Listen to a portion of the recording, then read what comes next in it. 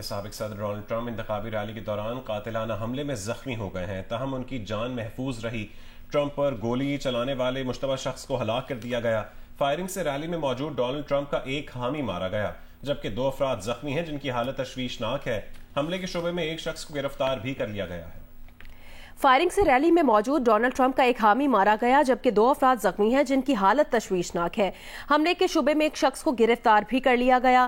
امریکی میڈیا کے مطابق حملہ ور ڈونلڈ ٹرمپ سے کئی 100 گز دور موجود تھا اور سنائپر یعنی ماہر نشانہ باز تھا۔ ڈونلڈ ٹرمپ کو اس ریلی سے خطاب کرتے ہوئے ابھی 5 ہی منٹ گزرے تھے کہ فائرنگ کا یہ واقعہ پیش آ گیا۔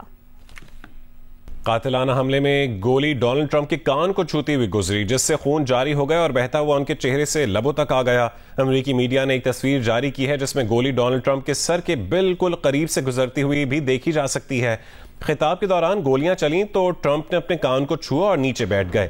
سیکرٹ سروس اہلکار ٹرمپ کی طرف لپکے اور انہیں حصار میں لے لیا، بندوقیں تان لیں۔ ٹرمپ کافی دیر سٹیج پر جھکے رہے، چاروں طرف محافظ ڈھال بنے رہے۔ ٹرمپ اہلکاروں کی مدد سے اٹھے تو کان سے خون بہہ رہا تھا۔ اہلکاروں نے ڈونلڈ ٹرمپ سے کہا ہے کہ آپ کے سر سے خون بہہ رہا ہے، ہمیں یہاں سے نکلنا ہوگا۔ جرأت مندی کا مظاہرہ کرنے والے ٹرمپ پورے ہوش و حواس میں رہے۔ اہلکاروں سے کہا کہ ٹھہرو، انہیں جوتے پہننے دو۔ ایک عینی شاہد نے برطانوی ٹی وی کو بتایا کہ اس نے ایک حملہ آور کو عمارت کی چھت پر بندوق لے کر چڑھتے دیکھا تھا اور وہ کرالنگ کرتا ہوا آگے بڑھ رہا تھا، جس پر اس نے پولیس اہلکار کو مشتبہ شخص کی موجودگی سے آگاہ کر دیا تھا۔ عینی شاہد کا کہنا ہے کہ مشتبہ شخص اس سے تقریباً 50 فٹ دور تھا۔ اس کی بندوق بالکل واضح طور پر دیکھی جا سکتی تھی۔ پولیس کو بتایا تھا، تاہم اہلکار کو پتہ ہی نہیں تھا کہ یہ کیا ہو رہا ہے۔ عینی شاہد نے کہا کہ صورتحال میں وہ اپنے ذہن میں یہ سوچ رہا تھا کہ آخر ڈونلڈ ٹرمپ اس وقت خطاب جاری کیوں رکھے ہوئے ہیں، اہلکاروں نے انہیں سٹیج سے نیچے کیوں نہیں اتارا۔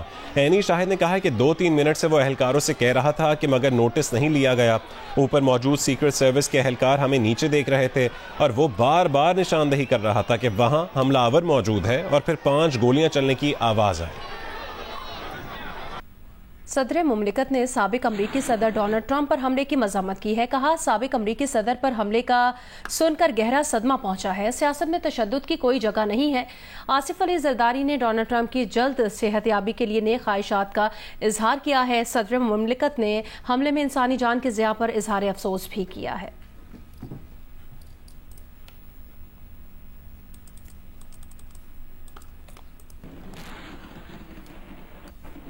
وزیر اعظم شہباز شریف نے سابق امریکی صدر ڈونلڈ ٹرمپ پر حملے کی مذمت اور افسوس کا اظہار کیا ہے۔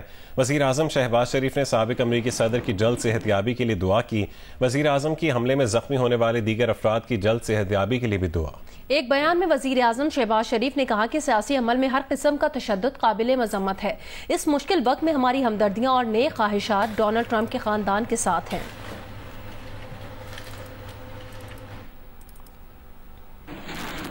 عراق کے سفیر حامد عباس کی وزارت داخلہ آمد ہوئی ہے۔ عراقی سفیر نے وزیر داخلہ محسن نقوی اور وفاقی وزیر چودھری صالح حسین سے ملاقات کی ہے۔ ملاقات میں عراق جانے والے زائرین کو سہولیات فراہم کرنے سے متعلق اقدامات پر تبادلہ خیال کیا گیا۔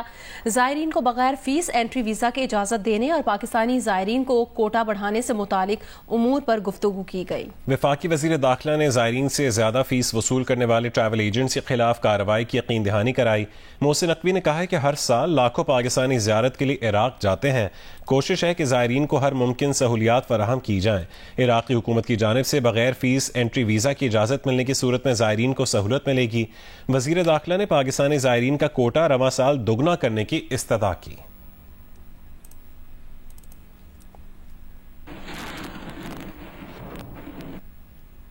بانی پی ٹی آئی کے خلاف لاہور میں درج 9 مئی کے مقدمات کی تفتیش کے لیے لاہور پولیس کے 11 افسران پر مشتمل ٹیم اڈیالہ جیل پہنچ گئی ہے۔ جیل ذرائع کا کہنا ہے اڈیالہ جیل پہنچنے والی لاہور پولیس کی ٹیم 10 انسپیکٹرز پر مشتمل ہے۔ پولیس کی ٹیم اڈیالہ جیل کے گیٹ نمبر 5 سے اندر داخل ہوئی۔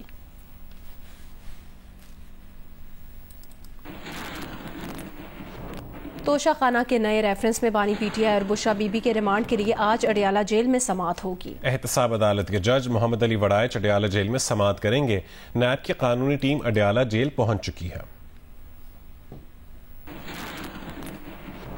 توشہ خانہ کے نئے ریفرنس میں بانی پی ٹی آئی اور بشرا بی بی کے ریمانڈ کے لیے آج اڈیالہ جیل میں سماعت ہوگی۔ احتساب عدالت کے جج محمد علی وڑائچ اڈیالہ جیل میں سماعت کریں گے۔ نیب کی قانونی ٹیم اڈیالہ جیل پہنچ چکی ہے۔ توشہ خانہ کے نئے ریفرنس میں بانی پی ٹی آئی اور بشرا بی بی کے ریمانڈ کے لیے آج اڈیالہ جیل میں سماعت ہوگی۔ احتساب عدالت کے جج محمد علی وڑائچ اڈیالہ جیل میں سماعت کریں گے۔ نیب کی قانونی ٹیم اڈیالہ جیل پہنچ چکی ہے۔ اسرائیلی فوج کا حماس کمانڈروں کی موجودگی کو جواز بنا کر المواسی کیمپ پر بڑا حملہ، سیف زون قرار دیے گئے علاقے پر بم برسا دیے، 100 سے زیادہ فلسطینی شہید ہو گئے۔ شاتائی کیمپ میں نماز پڑھتے لوگوں پر بھی بمباری کی گئی جس میں 20 فلسطینی شہید ہو گئے۔ اسرائیلی فوج کا المواسی کیمپ میں حماس ملٹری کمانڈر محمد زیف اور رافع سلامہ کو نشانہ بنانے کا دعویٰ۔ حماس کی تردید کے بعد اسرائیلی وزیر اعظم نے کہا کہ محمد زیف کی ہلاکت کی تصدیق نہیں ہوئی۔ اسرائیلی میڈیا کے مطابق حملے میں محمد زیف کا محافظ مارا گیا۔ القسام بریگیڈ کا رفح میں اسرائیلی فوج پر حملہ کر کے کئی اسرائیلی فوجیوں کو ہلاک کرنے کا دعویٰ کیا گیا ہے۔ اور یورو کپ کا فاتح کون ہوگا، انگلینڈ یا اسپین؟ فیصلہ آج ہو جائے گا۔ برلن میں انگلش ٹیم جیتی تو پہلی بار ٹائٹل اپنے نام کرے گی۔ اگر اسپین کامیاب ہوا تو سب سے زیادہ 4 مرتبہ یورو ٹائٹل جیتنے والا ملک بن جائے گا۔ بٹگرام، مانسہرہ، ایبٹ عباس، سوات، لوور دیر سمیت خیبر پختونخوا کی کئی پہاڑی اضلاع میں چیئر لفٹ یا ڈولی زندگی کا ایک لازمی جزو ہے۔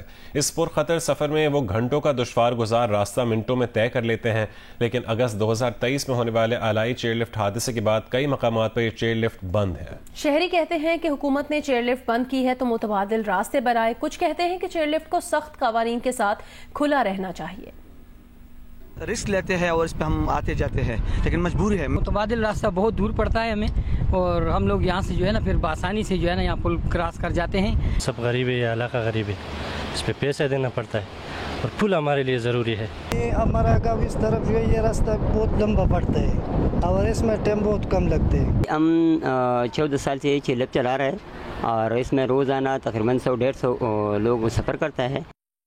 کوئٹہ میں مبینہ لاپتہ ظہیر احمد کے اہل خانہ اور بلوچ یکجہتی کمیٹی کا 3 روز سے جاری دھرنا ختم کر دیا گیا ہے۔ دھرنا ختم ہونے کے بعد عیدی چوک اور اس کے اطراف راستے کھل گئے ہیں، ٹریفک بحال ہو گیا ہے۔